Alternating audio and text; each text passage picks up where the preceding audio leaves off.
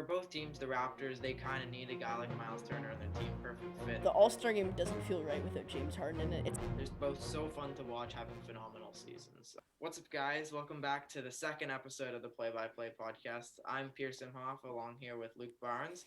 And the last one, we had a full NFL video about the wild card and our award predictions. So hopefully those went well. You probably know by now how our wild card picks went. But today's video and podcast is going to be on our NBA All-Star team predictions and voting.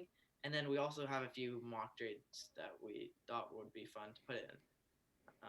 So let's get into it, I guess. Yeah, let's go. So let's do Eastern Conference starters. Do you want to go first, or do you want me to go first? I guess I'll start with the starters, and Okay.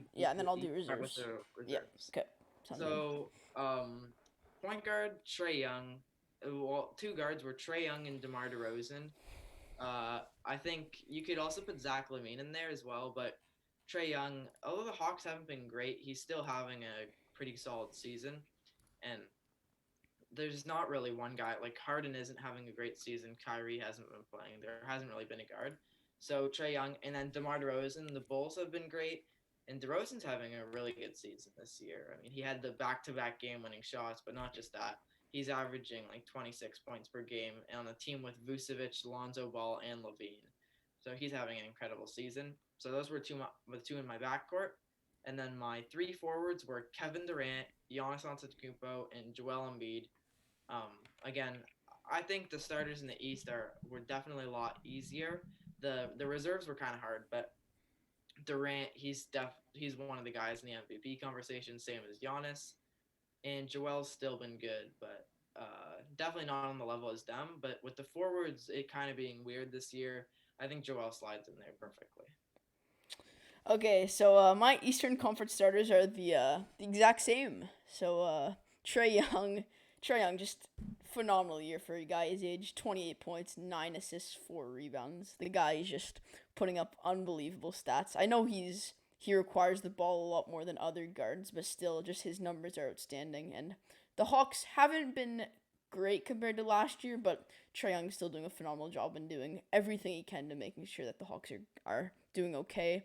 DeMar DeRozan, like you said, just unbelievable. I always knew that he has talent, and it's a shame that San Antonio wasted a couple years off of him and a couple years off of his prime, because I do think that this guy on the right team is a really, really solid player, and we're seeing that this year with the Bulls.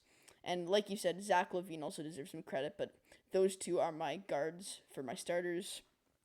Kevin Durant, I'm going to put for my first forward. The guy's just been unbelievable as well. Just everything he's been able to do this year, even though he has a couple guys on his team that require the ball, like James Harden, Kyrie, even though he hasn't played that much, but still being able to drop 30 points, 6 assists, and 7.5 rebounds is just outstanding for a guy's size, and I think he's the best player in the league.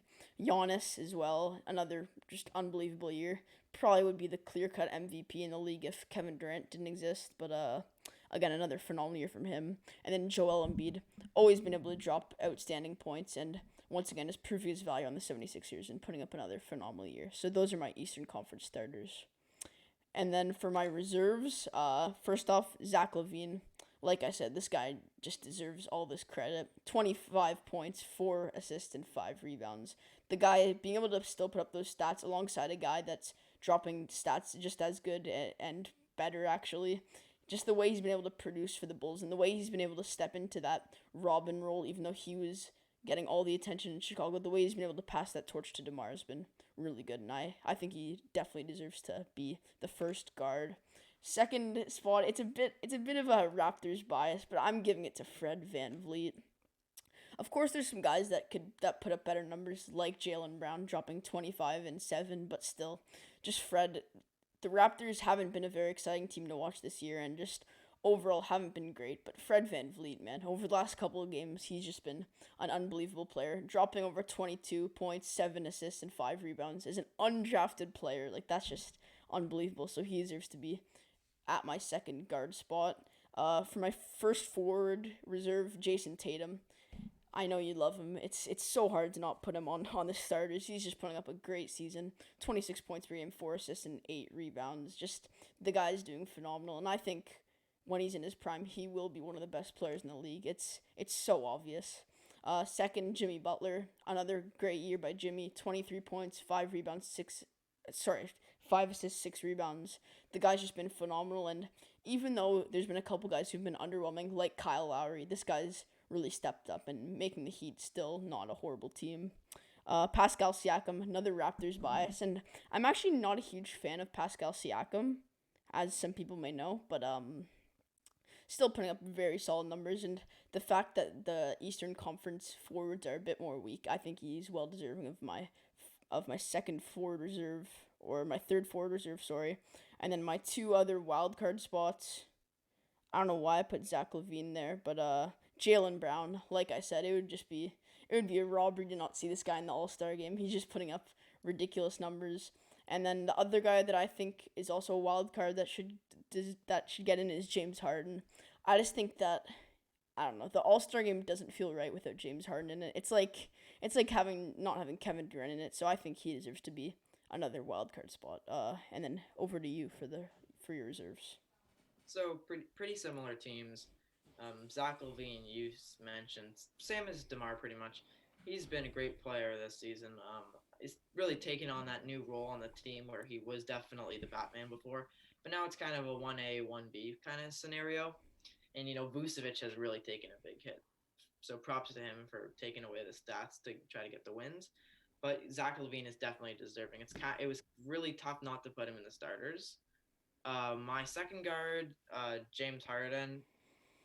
There's so many guards this season because they messed it up with DeMar not in that, and then even Jaylen Brown could be a forward. So Harden did have a very tough start to the season. He's been bouncing back a bit, but again, like you said, what would the All-Star game be like without the beard? So James Harden, second guard. My forwards, this was in no order. Jimmy Butler, I had there, like you said, he's been great for the Heat. I think when they get Oladipo back, I think they can be really dangerous. And getting Bam back as well. He's just been able to glue the team together with the injuries, and with Kyle Lowry not playing well. You see Tyler Hero's having a breakout season as well. I think Jimmy's a big reason for that. Second, my favorite player, Jason Tatum. A few weeks ago, I actually had him. I had him in my starters instead of Joel Embiid. But then he got placed in the COVID protocol, and because he hadn't really missed any games since then, so that was his huge advantage. But Joel is definitely having a better season, and the only thing to him is games. But I'm not really looking at games right now. So Tatum's still having a great season, even though his efficiency hasn't been the best. He has definitely picked it up over the last month after a slow start.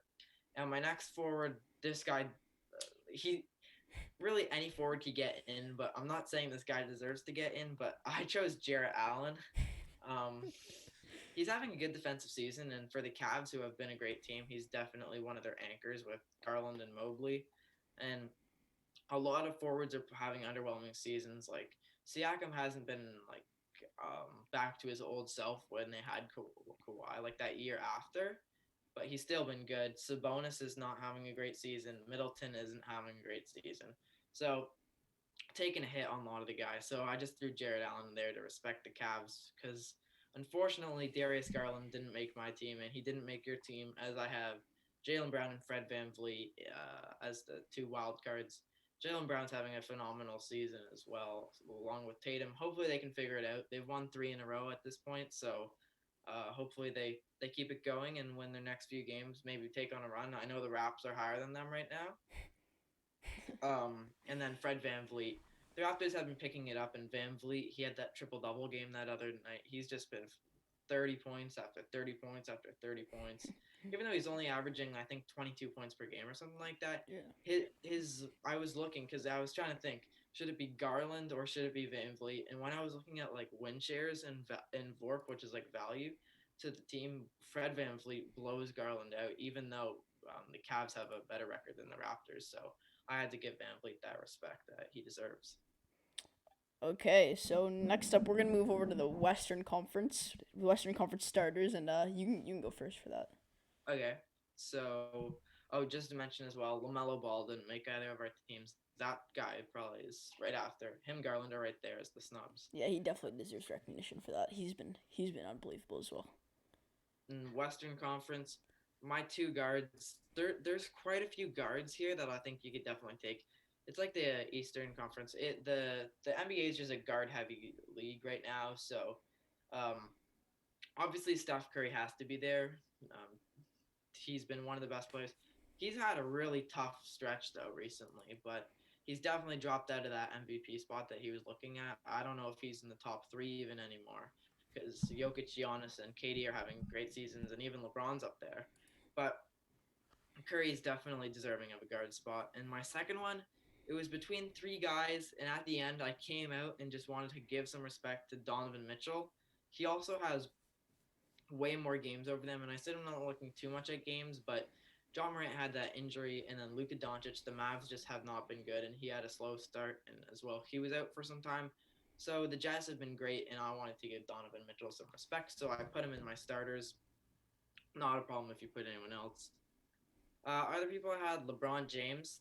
No question there. He's been phenomenal the last 3 weeks, taking advantage when Curry's going cold.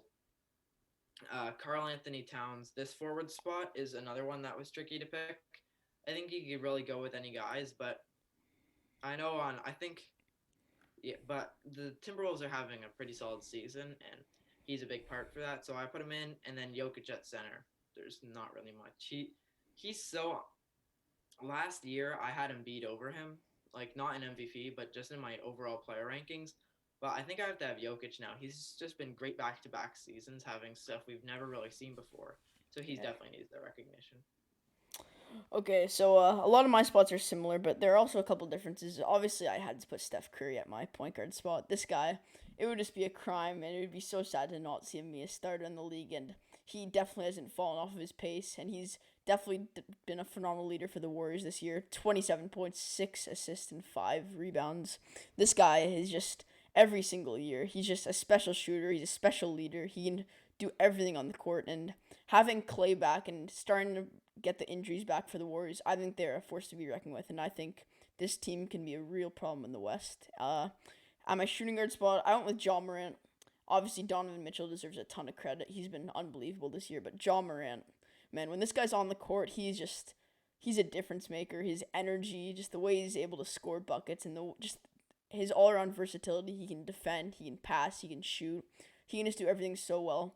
The only concern with him, he gets injured a lot, which worries me. He kind of reminds me of Derrick Rose, which I don't like, which scares me a lot, and I really hope stuff like that won't happen to him. LeBron James, God, this guy is just he's a special player. He's really making a case to be compared to with Michael Jordan, even when the Lakers are in shambles, even when they're playing horrible, even when they have a point guard on their team that's just screwing their team over. I just think he's such a phenomenal player, nearly dropping 30 points a game, 7 assists, 7 rebounds. He can just do everything on the court, and being the fact that he hasn't dropped off at such an old age, and even with his athleticism not dropping off, he deserves to be at my small forward spot, power forward spot, and this is one of my favorite ones to make the list, man. Paul George, like I used to cringe last playoffs when everyone would say, "Oh, pandemic P, playoff P." I don't care anymore. This guy's just a rock star. I don't care that Kawhi's out. This guy's dropping 25 points, 6 rebounds, seven assists. Like this guy's just the numbers he's putting up, and with a team that's in shambles, like he's just done a phenomenal job, and I think that he's finally gotten our respect, and he deserves to be a starter. And then Nikola Jokic at center, like you said, I think it's been determined now that he's the number one center in the league. The way he's able to pass, the way he's able to shoot, and even at his weight, like he's still able to like run around the court at a decent level. Just 25 points, 14 rebounds, 7 assists. Like this guy's numbers every single year are just nuts, and I think he's now locked as the number one center in the league. And then for my Western Conference reserves, at my guard spot, just like I said, Donovan Mitchell. Like this guy deserves all the credit in the world. The way he's able to lead Utah Jazz at such a he's so young, and just the way he's like I said, the way he's able to lead that team. 26 points, 5 assists, 4 rebounds, and really picking up the pace from where he has been over the last couple of years. I think he's well deserving of being my first guard spot. And then at my second guard spot, Luka Doncic, Luka Magic. This guy just he's a rock star, and even on he calls this a down year, dropping 25, 9, and 8. Like, bro, if that's a down year to Luka, I don't know. I don't know what a good year would be, but I just think it would be so tough to not see this guy in an all-star spot, and just overall, I think he's well deserving of a guard spot. Notable players that aren't on this list: Damian Lillard, which is obviously a sad one, as I always like seeing him in the All-Star game, but sadly, I just don't think he's deserved it this year. The fellow Canadian Shai Gilgeous-Alexander putting up another phenomenal year. If he was in the East, it would probably be closer, but the Western guards are just too good. But moving over to the forward spots, Karl Anthony Towns. I think he is so close to being a starter, and so I think that, yeah, if Paul George didn't exist, he's a starter by far. His stats are amazing this year, and even though his fellow teammate Anthony Edwards is getting a lot of points, he's still able to keep that point total up, and so just that overall consistency with Cat, I think he deserves to be a forward. Brandon Ingram, just like you said, it's a pretty guard heavy league, so I think Brandon Ingram, he's not putting up the greatest year, but I think he definitely deserves to be a forward. And then the other one, Andrew Wiggins, once again another Canadian. He's just a great player, and the way he's been able to pick it up since he left Minnesota, I'm really happy to see him in the All-Star game. And then my two wild cards are Dame and Devin Booker, and you can go for your reserves. Okay. Great.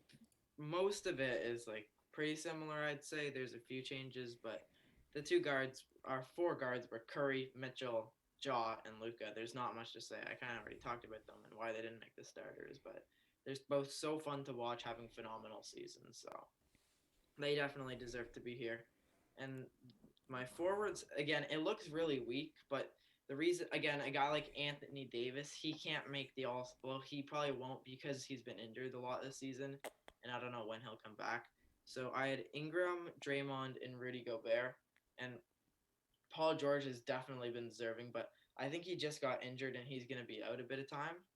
So I don't know if he'll make it, but if he does end up playing, like comes back late, then he's definitely deserving. But I just gave recognition to a guy like you said, Ingram, who's not having the greatest season, and then Draymond Green, great defensive player. It was between him or Wiggins, I would say, but I think he's the defensive player of the year, and then Rudy Gobert, another defensive player. And I didn't really realize how good he was until I saw the game. Like I always knew he was great, but then that game they played the Celtics, and the Jazz had like so many threes, and it was just Gobert setting screens and then running around him and getting threes. Like Green assists even just help. And then wild cards, Chris Paul and Booker. I kind of like the Suns. They're fun to watch, and I think that they both get a bit of recognition here. Nice. Next up, so those are our wild card not our wild card predictions. That was last episode. These are our all-star predictions. But next up, we're gonna talk about our trade deadline predictions. I had 4. Pierce had 2. So we have a couple predictions that we want to share, and let's get into it. So, I think I'll probably go first since I have more predictions probably. So my first one would be Jeremy Grant to the Trailblazers. Now I really like this fit here. I think that even though they got Norman Powell last year, I still think that for the longest time since Damian Lillard's been on the team, they've always needed forward help, and for the longest time the Trailblazers management hasn't given them to that. I mean, hasn't given Dame that. So getting a guy like Jeremy Grant who can really do everything on the court is a phenomenal guy. Obviously, he comes at a pretty steep price. Giving up Anthony Simons, who's been phenomenal lately, by the way, dropping I think it was 28 points per game in the last couple games. But giving up him would suck, and giving up Robert Covington and a second rounder, that is a steep price. But I think for a guy like Jeremy Grant, it's well deserved. For my next prediction for the for the Boston Celtics, a pretty nice one. De'Aaron Fox. Ever since Kemba left, it's been a bit of the spot's been pretty empty at their point guard spot, and so I think De'Aaron Fox would be a phenomenal fit for that team, and he's very young, and obviously he also comes at a pretty steep price, but I think that the Celtics can afford to pay it. They have a lot of young guys that they can afford to leave. It's kind of like the Toronto Blue Jays in the MLB. They have so many young guys that they can afford to give up that it's not a horrible trade for them. Giving up Marcus Smart, fan favorite, obviously isn't amazing, and Aaron Nesmith and a first rounder. But I think it's worth it in the end for a young guard like De'Aaron Fox. Next one for your Toronto Raptors, it would be us getting Miles Turner and Justin Holiday from the Indiana Pacers. We'd be giving up young guard Malachi Flynn, Goran Dragic, and Chris Boucher. Obviously, the tough one here would be Chris Boucher. I'm a huge fan of what he can do. It's just he's not that tall and he's pretty skinny. And the way we've been playing him, like we just can't keep playing a guy that's small at center. And getting a big guy like Miles Turner would be amazing for our team. And giving up Goran Dragic, sorry, like he said so much about Toronto, and I hate the guy. I think he can go. He's been a bit weird since he joined the Raptors. I don't want to play here. I don't like it here. So I think he can leave. He hasn't done much for our team, so he can go.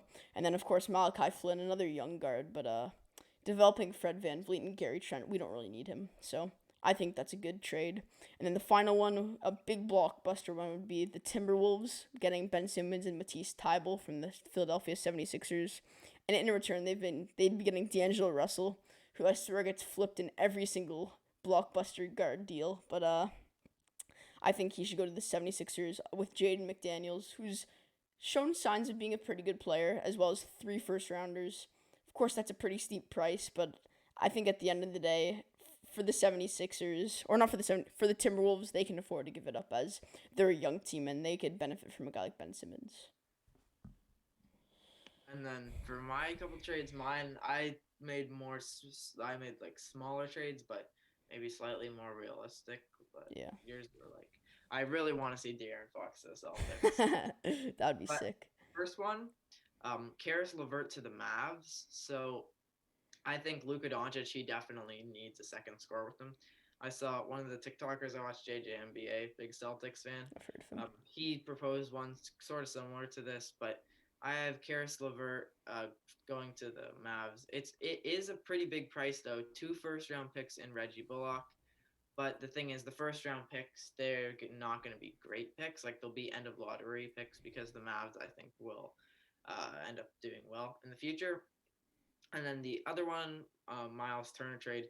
Again, it's pretty similar to yours, except I just took out Holiday, took out Boucher, and then so the trade is Miles Turner to the Raptors for Flynn, Dragic, and I believe 2 second-round picks. For both teams, the Raptors, they kind of need a guy like Miles Turner on their team, perfect fit. I think they've been running Siakam at center a bit this season. Yeah, they have. Or they need that center type of player who brings defense to the floor. And then for the Raptors, it's a great trade because you're giving up Dragic, who isn't really playing.